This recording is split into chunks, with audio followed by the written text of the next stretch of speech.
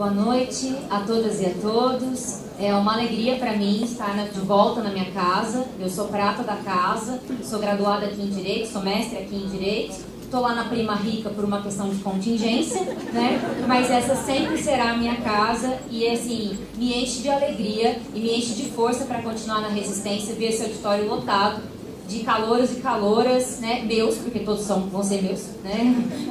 Enfim, e principalmente de dividir a mesa com os meus professores, com os meus mestres e com os meus companheiros, trabalhadores e trabalhadoras, porque só assim nós vamos conseguir derrotar esse projeto de destruição da Previdência Social como nós a conhecemos. Eu agradeço o convite e fico muito contente da gente poder ter esse diálogo aqui.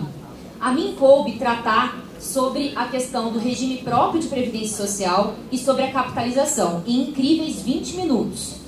Então, assim, eu falo rápido, eu falo muito e eu vou intensificar para conseguir dar conta do recado, tudo bem? Vamos lá. Bom, inicialmente, eu tenho que dizer o seguinte. Essa aqui é a PEC 6 de 2019. O texto da proposta tem 44 páginas. Faz 11 anos que eu estudo Previdência Social. Eu nunca li um documento tão difícil, tão truncado a respeito da Previdência Social. E isso não é desproposital. Foi feito dessa forma para nos levar à confusão. A PEC tem 3 caminhos. Primeiro, ela desconstitucionaliza direitos e garantias previdenciários. Coisas como fórmula de cálculo do benefício, forma de reajuste desse benefício e até condições de elegibilidade para a aposentadoria são retiradas do texto constitucional e passam a ser regulamentadas por legislação complementar, que é muito mais fácil, política e juridicamente, de ser aprovada. Segundo, ela traz um ato de disposição constitucional transitória, algo que já nem deveria existir, porque já faz 30 anos que nós aprovamos o texto da nossa Constituição, que deveria estar gradualmente sumindo, é reforçado nos seus dispositivos. Por quê? Porque o governo Bolsonaro não vai deixar a legislação complementar ser aprovada por outro governo. Enquanto a PEC, se a PEC passar, enquanto não for aprovada a legislação complementar, todo o regramento da Previdência Social, da nova Previdência, já está previsto na própria PEC. A gente não precisa supor o que vai ser, já está declarado ali no ato de disposições constitucionais transitórias. E segundo, ele traz regras de transição, que são draconianas. Não existem, eu brinco isso, não existe regra de transição na proposta do governo Bolsonaro, existe artimanha de transição. Quem está próximo de se aposentar não vai se aposentar. Vai ter que cumprir tempo adicional, vai ter que ficar mais velho no trabalho e vai receber menos. Porque as regras de transição, todas as aposentadorias serão calculadas pela regra geral. 60% do salário de benefício inicial, mais 2% para cada ano que ultrapassar os 20 anos de tempo de contribuição. Eu só atingo 100% com 40 anos de tempo de contribuição. Lembrando, como a professora Edivânia falou, 40 anos de tempo de contribuição não são 40 anos de trabalho.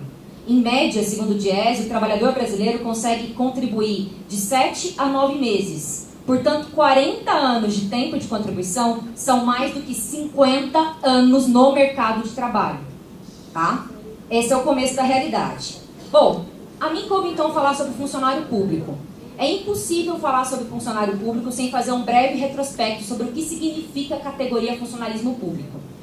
De forma geral, o senso comum e a ideologia dominante, diuturnamente pregada pelos veículos de grande mídia, associa servidor público à questão do privilégio.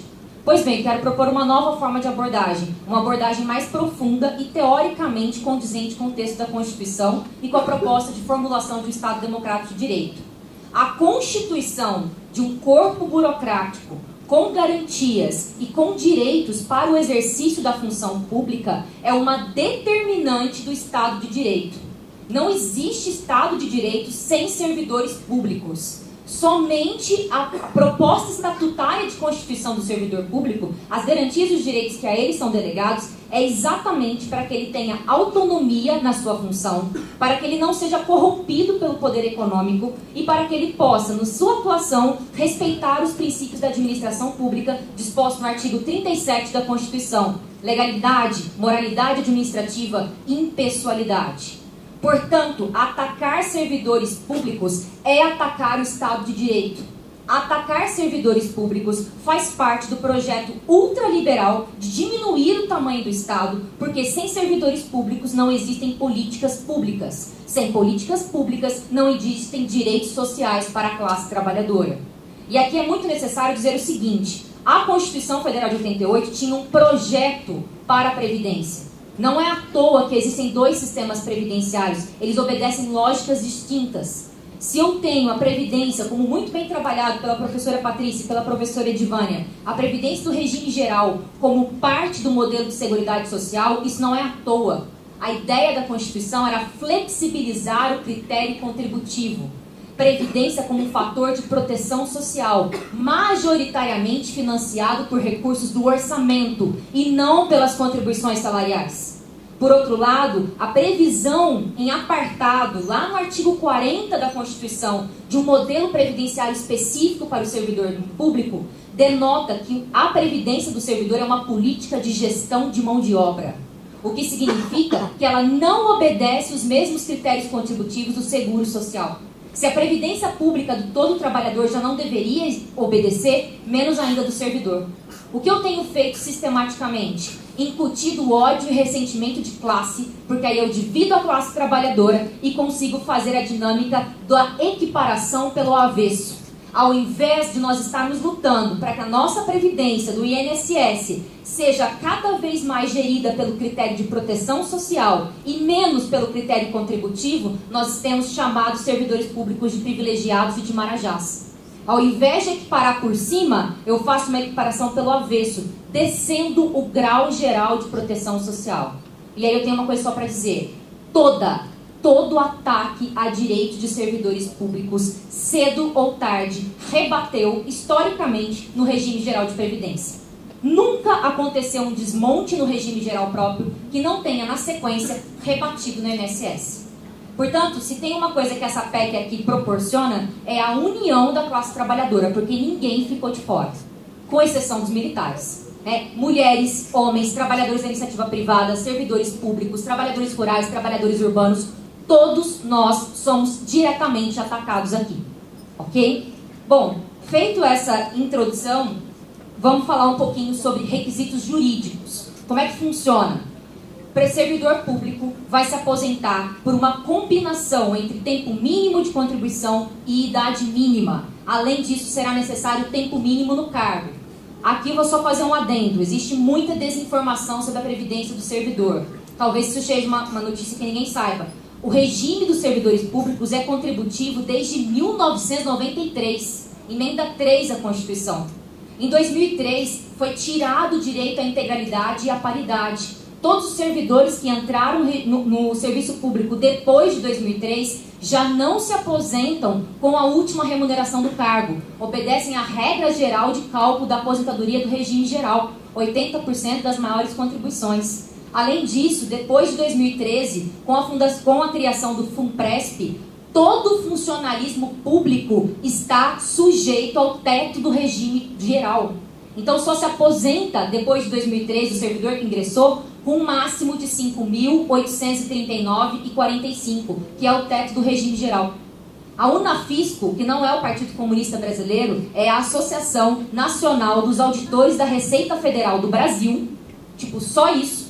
A Unafisco tem vários estudos que comprovam que o regime próprio de previdência do servidor, ele tende à estabilização.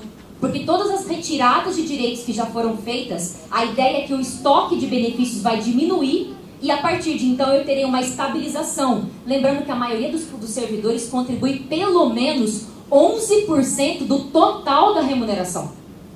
Tudo bem? Dito isso, como é que fica a aposentadoria do servidor? 62 anos e 65 anos como idade mínima de homens e mulheres. 25 anos como tempo mínimo de contribuição. Aquilo que no regime geral é 20, no regime próprio passa 5 anos a mais. 25 anos como tempo mínimo. 10 anos de efetivo serviço público. 5 anos no cargo. Ok, tenho acesso a quantos por cento da minha aposentadoria? 60%. Mais 2% para cada ano que ultrapasse os 20 anos de contribuição. O que dá uma renda mensal inicial de 70% do salário de benefício. 30% das suas contribuições vão embora. Para ter direito de novo a 100%, são 40 anos de tempo de contribuição. O que mais? Aposentadoria especial. A aposentadoria especial é uma modalidade específica de aposentadoria para os trabalhadores que estão sujeitos à exposição a agentes nocivos que prejudiquem a sua saúde ou a sua integridade física. Primeiro, exclusão do critério de periculosidade. O governo Bolsonaro ri da cara dos trabalhadores. Se você não morreu no seu serviço que era perigoso, azar o seu, porque você vai se aposentar pelos critérios gerais. É isso que está escrito na PEC. A periculosidade não vai mais ensejar a aposentadoria especial. E a aposentadoria especial, ela perde o critério de preservação da saúde do trabalhador. A ideia é o seguinte: o capitalismo reconhece que não tem interesse em melhorar os ambientes de trabalho ou excluir por completo os agentes nocivos. Então, o que ele faz? Uma barganha com a saúde. Se aposenta mais cedo o trabalhador que está exposto a esses agentes, porque se reconhece que o maior tempo de exposição levará a um prejuízo maior da saúde. Pois bem, existe instituição de idade mínima no serviço público para aposentadoria especial de 60 anos. Com exposição efetiva de tempo de contribuição de 25 anos. Meu amigo, se o cara ficou 25 anos exposto ao agente nocivo e ainda tem que esperar até 60 anos, a aposentadoria especial ela não é mais preventiva, ela é indenizatória. Você já está, perdão da palavra, fudido. A sua saúde já era. Então a aposentadoria especial perde seu caráter. Vejam, quando a aposentadoria especial foi criada, lá na Itália, o movimento dos trabalhadores foi contra, porque entendia que isso era uma comercialização da saúde do trabalhador. Isso lá no início do século XX. Olha o quanto a gente regrediu na sistemática de proteção. Nos anos 70, perfeito. Faltam 10 minutos, corre. Vamos lá. Aposentadoria por incapacidade. Seguinte, a aposentadoria por incapacidade segue as regras do regime geral. Só terá acesso a 100% do salário de benefício quem ficar inválido em razão de acidente de trabalho ou doença ocupacional do trabalho. Simples assim, teve câncer, 60% do salário de contribuição. Essa é a realidade. E tem um adendo: se você, servidor público, puder ser readaptado para qualquer função, você pode ser readaptado e não se aposentará. A única garantia é que você mantenha a sua remuneração atual. Mas, por exemplo, professores e professoras que já sofrem cotidianamente uma das categorias que mais adoecem no mercado de trabalho. Essas professoras e esses professores não se aposentarão por incapacidade. Serão readaptados para serviços administrativos. O que vocês sabem significa ficarem em depósitos, almoxerifados e bibliotecas até atingir tempo mínimo de contribuição e idade mínima. Essa é a realidade. O que mais? Quem está aí pensando, bom, isso não me concerne, porque, sei lá, eu ou os meus pais ou os meus tios são servidores públicos municipais, estaduais, eu tenho só uma coisa para fazer. Nunca na história desse país, para usar um jargão, uma PEC ela foi tão além nos critérios e violou tanto a questão da competência legislativa. Por quê? Existe uma previsão da obrigatoriedade de aplicação imediata das regras da PEC a todo o funcionalismo público, União, Estados e municípios. Promulgada a PEC, no dia seguinte, todos os servidores estaduais e municipais terão de obedecer essa regra.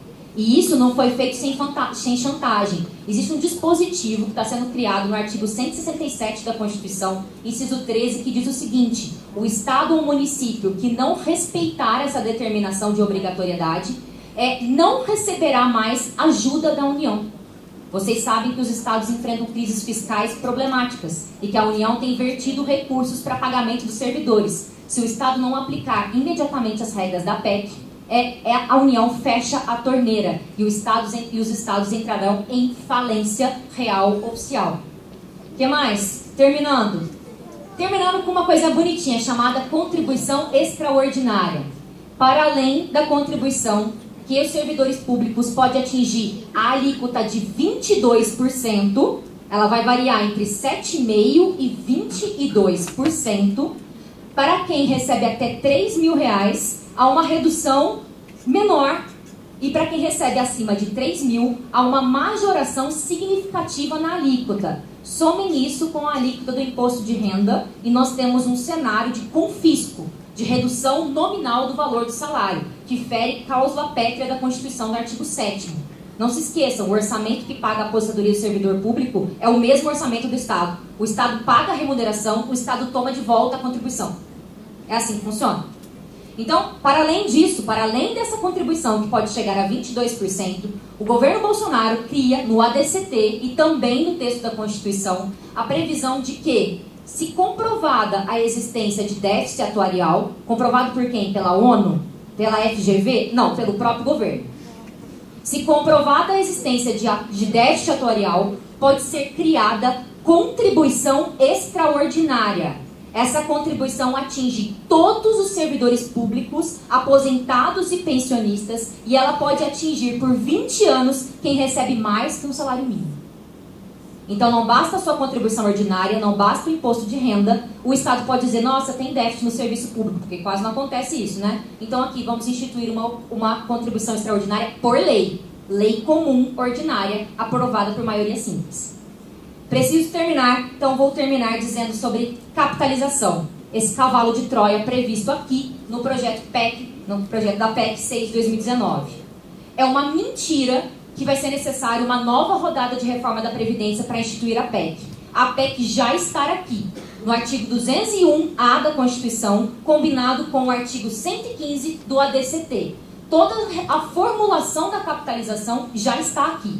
Aqui eu só queria trazer um adendo. Para quem acha que isso é uma medida liberalizante, isso prova o completo desconhecimento do texto da Constituição. A previdência complementar, ela já existe, prevista no artigo 202 da Constituição. Ela é uma modalidade complementar, facultativa de previdência. Para todo aquele trabalhador que tem uma renda mais significativa no mercado de trabalho e quiser contratar um plano de previdência privada, o Bradesco e o Santander te oferecem quando você vai abrir poupança. Então isso já existe previsto na Constituição. O problema é que a capitalização vai se tornar um regime obrigatório de previdência, que paulatinamente vai substituir o sistema de repartição público. Eu já explico como isso vai acontecer. Bom, rapidamente vamos passar por quais são as diretrizes propostas pelo governo Bolsonaro para o sistema de capitalização. Primeiro, a única garantia de renda do trabalhador será o pagamento do piso salarial. Única. Quanto eu vou receber de aposentadoria? Não sei. Porque a sua aposentadoria ficará na dependência dos investimentos, dos títulos, da negociata da ciranda financeira contratada pelos fundos de pensão, que poderão ser geridos por entidades públicas e, atenção, privadas. Eu abro a previdência de capitalização como regime obrigatório de todos os trabalhadores, numa população de 210 milhões de pessoas, para banco privado. Ok? O que mais? Essa parte eu adoro, eu vou ler porque é maravilhoso. Livre escolha pelo trabalhador da entidade ou da modalidade de gestão das reservas, assegurada a portabilidade. Vou perguntar uma coisa para você, você acompanha a Bolsa? Você sabe o que é debenture? Selic? Você sabe o que são títulos preferenciais da dívida pública? Você sabe o que é ação de risco? Se você não sabe nada disso, como é que você vai escolher quem vai gerir o seu título de capitalização? A falta de conhecimento é plena e absoluta. Então não existe escolha. O que existe, na verdade, é você tampar o olho, rezar e escolher um. É isso. E mais do que isso, essa ideia de que existirá vários fundos de pensão e que eles vão concorrer entre eles, a gente sabe que termina em monopólio, e eu já explico por que a gente sabe. Porque existe uma experiência real disso. Terminando. Aqui é ótimo. Possibilidade de contribuição do empregador e do Estado quando ele for empregador de servidor público. Se eu falo para você o seguinte, você fala, professora, vamos tomar uma lá no bar depois da palestra? Eu falo para você, pode ser que eu vou. Significa que eu vou? É o mesmo entendimento do termo jurídico possibilidade. Não existe obrigatoriedade de contribuição patronal no sistema de capitalização. O que existe é possibilidade. Conjugado isso com a carteira de trabalho verde e amarela, meus amigos, não vai ter. ou se tiver, vai ser numa alíquota muito inferior aos 20% sobre a folha salarial que hoje representa a contribuição patronal. Não representam mais, né? Porque dados os refis e as desonerações, poucas empresas pagam isso. Mas enfim. Por fim, tem uma coisa maravilhosa chamada vedação de transferência de recursos públicos. Você, cego, rezou escolher um plano de previdência de capitalização. O seu plano investiu, por exemplo, em Ike Batista. Lembra de Ike Batista? Se você tem algum membro da sua família que trabalha nos Correios, converse com ele sobre Ike Batista e o fundo Postales. Beleza, seu fundo investiu no Ike Batista. Ike quebrou, o seu fundo teve um prejuízo multimilionário. Tá, o Estado pode socorrer seu fundo? Não. Você vai receber quanto de aposentadoria, mesmo que você tenha contribuído, sei lá, sob salário de contribuição de 10 conto por mês? Um salário mínimo é a única garantia. Não sou eu que estou dizendo isso. Vai lá no artigo 115 e lê, você não precisa acreditar em mim. Tudo que eu disse aqui está escrito lá numa linguagem tranquila de ser lido. O que mais? Por que eu preciso testar uma coisa que já foi testada e produz ampla miserabilidade entre idosos? Do que eu estou falando aqui? Qual é a experiência histórica que serve de inspiração para o digníssimo Paulo Guedes, nosso super ministro da Economia? A experiência chilena. Ela é uma experiência ímpar no mundo. Preciso terminar. Seguinte, sistema de capitalização. Só houve uma experiência em que houve a transferência do regime de repartição para o regime de capitalização. E isso foi feito durante a ditadura Pinochet no Chile. Ditadura essa que, por um acaso, Paulo Guedes esteve trabalhando na Universidade de Santiago, na mesma época em que essa migração foi feita. Paulo Guedes volta de Chicago, doutor, acreditando que vai bombar nas universidades, não consegue colocação, só queria dizer isso. A FGV, está escrito no perfil dele da Malu Gaspar na revista Piauí. A FGV, sinônimo do liberalismo, considerou que as ideias do Paulo Guedes eram extremadas. E aí ele vai para o Chile, onde uma turma de Chicago Boys estava fazendo do Chile um balão de ensaio para testar as suas teorias. Pois bem, houve a migração imediata do sistema de repartição para o sistema de capitalização no Chile. Do dia para a noite, os trabalhadores todos perderam a sua previdência pública solidária, organizada sobre o modelo de repartição, e passaram a estar vinculados a capitalizações privadas. Como é que elas funcionam? Elas funcionam o seguinte: 10% de contribuição, mais a taxa de administração de cada fundo, durante um período mínimo de 40 anos, com idades idades mínimas de 60 e 65 anos. O sistema é tal qual o brasileiro, contribuição definida, benefício incerto. De novo, a sua aposentadoria está na dinâmica financeira do mercado. Não há contribuição por parte do empregador e do Estado. E essa parte eu adoro. Um negócio maravilhoso, esse negócio dos deuses, assim, esse suprassumo do capitalismo não abarcou militares e nem policiais, que continuaram mantendo o seu sistema público de repartição. Ok? 35 anos depois, a primeira geração de aposentados do sistema de capitalização chileno é marcada pela absoluta pobreza. Aqui eu vou dar dados para vocês, colhidos do Andras Utoff, que é chileno, conselheiro regional da OIT para assuntos previdenciários e esteve no Brasil em dezembro do ano passado. A maioria dos trabalhadores chilenos recebe o que se chama de pensão básica solidária, que na verdade foi criado em 2008, quando se percebeu que 79% das pessoas aposentadas no Chile recebem o valor abaixo do salário mínimo. 44% estão abaixo da linha da pobreza. O valor médio da aposentadoria no Chile é de R$ 629.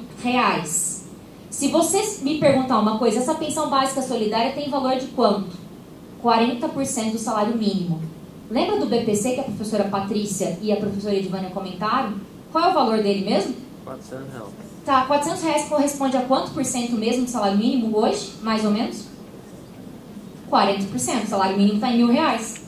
Meus amigos, a prova de que isso aqui vai dar errado é que o próprio governo Bolsonaro já previu no texto o pagamento da pensão básica solidária chilena na forma do BPC, inclusive com a mesma porcentagem, 40% do salário mínimo. A prova de que vai trazer miséria para a população está no próprio texto da PEC, você não precisa ir longe, só precisa conhecer a realidade chilena. O que mais? Vou terminar. Quando foi lançado, existiam 13 empresas habilitadas para oferecer planos de capitalização. Hoje existem 6, porque a expertise para atuação no mercado financeiro acaba promovendo o monopólio dessas empresas. Dessas 6 empresas, 3 detêm 75% das contribuições de toda a massa trabalhadora chilena, o que dá um total de 219 bilhões de dólares e é equivalente a 80% do PIB chileno. E se vocês acreditarem naquela conto de fadas para adultos, de que isso vai servir para alavancar a produção industrial e vai ser investido no Brasil, olhem de novo para o Chile. O adágio chileno é: o dinheiro do Chile não está no Chile. Por quê? Porque essas empresas são empresas privadas, elas vão atrás de taxa de lucratividade. Não existe obrigação de investimento no país. O que significa que a maioria do dinheiro dos trabalhadores chilenos está financiando a recuperação econômica europeia e dos Estados Unidos. Porque está investido nas dívidas públicas europeias e dos Estados Unidos. Para finalizar, eu queria só problematizar uma coisa. Depois a gente pode abrir para as perguntas. Por que o governo Bolsonaro quer economizar R$1 trilhão com a reforma da Previdência? Primeiro que não existe nenhum programa de investimentos anunciados pelo governo Paulo Guedes. A gente não sabe para que ele quer economizar R$1 trilhão. A gente não sabia. Por quê? Porque se vocês consultarem a entrevista que o Paulo Guedes deu ao Estadão, agora no dia 10 de março de 2019, os senhores descobrem uma coisa: R$1 trilhão que vai ser arrancado das suas aposentadorias, que vai ser arrancado do nosso suor, na verdade é o dinheiro que serve para custear a transição entre o modelo de repartição e o modelo de capitalização. Por quê? Porque esse custo, vocês vejam, todo mundo vai migrar para a capitalização. Então eu não vou ter aporte de contribuição previdenciária aqui no sistema público, que vai morrer por inanição. Quando o último aposentado e o último pensionista do INSS morrer, acabou a Previdência Pública Solidária. E eu vou ter exclusivamente a capitalização. Vocês não precisam acreditar em mim, eu vou ler as palavras do próprio ministro Paulo Guedes. Porque nós temos honestidade intelectual, né? A gente faz a crítica e mostra de onde a gente tira. Até onde o governo admite negociar a reforma da Previdência? Pergunta do repórter. A economia de R$1 trilhão, atenção, é o piso. A reforma tem 2 dimensões importantes. Quer reduzir a idade mínima das mulheres para 60 anos, a economia cai em 100 bilhões. Se cair a idade mínima das mulheres, não poderá mexer nas regras dos rurais, no BPC. Se quer reduzir a idade da mulher, tira do militar. Se quer dar para o militar, tira do rural. No total, tem que dar R$1 trilhão. Mas por quê? Pergunta o jornalista. Se não deram a economia de R$1 trilhão, estaremos assaltando as futuras gerações, como se nós já tivéssemos. Vamos deixar os pequenininhos, está escrito isso, pagando para a gente de novo.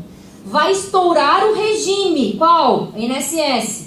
E eu não consigo lançar a carteira verde e amarela para os jovens. Tem um custo de transição, tem de ter potência fiscal.